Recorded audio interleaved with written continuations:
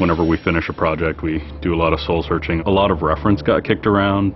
The Seven Samurai, the Magnificent Seven. We talked very early on about showing off a more human approach to Spartans. We definitely focused on trying to go back to sort of the core of what made Halo CE, the Combat Evolved, the sort of phenomenon that it is. I remember my first time playing Halo, and I was in that first level, and after winding through these technical corridors, fighting aliens, and then I step out into this world, and it just opens up in front of me, and it's beautiful and alien and huge. That was a sort of seminal moment for me, and I think that's part of what we want to capture in Reach.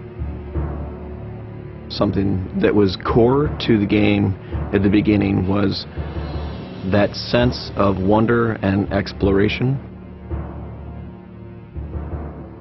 We started with a series of events. We basically set out like, okay, from this date on Reach to this date, we built a military campaign. We all had a desire to really flesh out the backstory of what happened prior to Master Chief and Cortana even entering the picture. We knew there were other Spartans, and it just seemed like such a rich area to tell a character-driven story with new characters. We wanted this team to feel like a Delta Force type team that are usually a smaller number. Why are we not seeing explosives residue? This particular team, Noble Team, they've survived by staying together. You're Noble 6, you're a replacement for a Spartan that's died. You're experiencing this story, boots in the mud. We looked at the story of Reach, and it was obviously a more intimate, character-driven story. We really needed the attention to real-world detail, trying to make these characters' faces really feel like believable. We started everything over from scratch, came up with a whole new rig for how we animate faces and also how we approach like texturing them, modeling them, everything, and just put a lot more time. Difference about a couple million polygons. We absolutely want Reach to tell a human story, and that's going to require us to invest significantly into higher fidelity models, much more open environments, larger numbers of AI than ever before in a Halo game. To pull off the vision for what we had for this game, we ended up gutting almost every part of the engine, retooling things to make it run faster, to make it run better, and look better. We had to throw out all of our technical systems. We had to then throw out the content that went with it because that content didn't represent the new bar we were going for. Copy that, on our way. Don't need command to tell me. Been on hers half my life. Let's shoot it.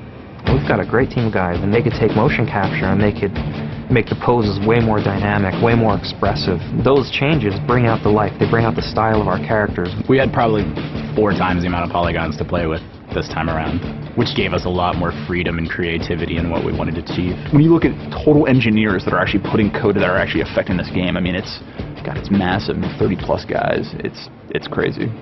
When you shoot a rock face, you'll see sparks, rock chips, dust. In Halo 3, we had a maximum of 100 colliding particles. In Halo Reach, we have thousands. We've got much more customizable Spartans than we've ever had in the past. The number of polygons we can draw at one time has skyrocketed. It's changed the way we build things up close as well as out far. This is where Noble Team arrives when you're going to work your way down, all the way down these terraces. Big open environments, epic skyboxes. These are things that are quintessential to Halo. Like we're building a planet that exists 500 years from now. We want to build spaces that you want to explore. We want to put twice as many characters, vehicles, and weapons into that environment. That's going to require massive improvements to the way we handle our artificial intelligence in the game. We now can put so many AI in an encounter that you can put 4 Spartans, the player, 8 Marines against 30-ish Covenant, and that's an actual serious challenge.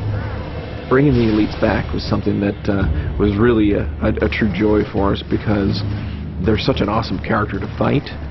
What if the Spartans and the soldiers don't actually understand what the aliens are saying? What's that going to feel like? What if we can get back to having the aliens feel really alien and threatening? these people and this planet and this story deserves something new and different. Just a different underlying sense of tragedy, heroism. We're rebuilding everything from the ground up.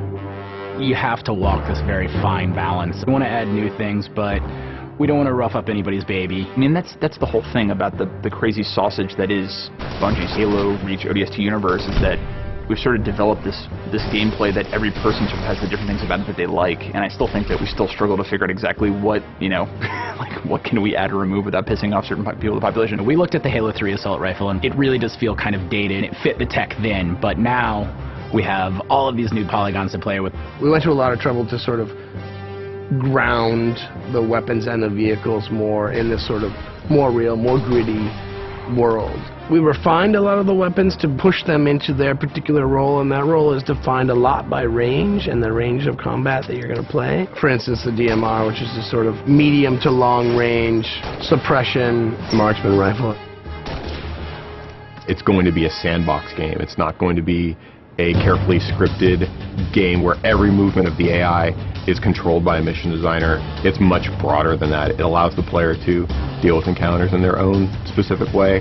There's definitely going to be offhand grenade throwing. There's definitely going to be vehicles. There's definitely going to be a large number of weapons that are incredibly powerful, incredibly accurate, to allow the player to feel like a badass. Now, if you melee him in the back of the head like you really mean it, you're holding down on the button, you will launch into this more elaborate animation sequence. It's going to be a very different campaign experience for people overall. We're doing stuff in the campaign that people absolutely won't expect from a Halo game. Bigger battles. Brand new cast of characters. An incredibly ambitious game. Every neuron in my head is firing with just reach, reach, reach. We knew from the beginning what the end was going to be. This is the definitive Halo made by the people who created Halo.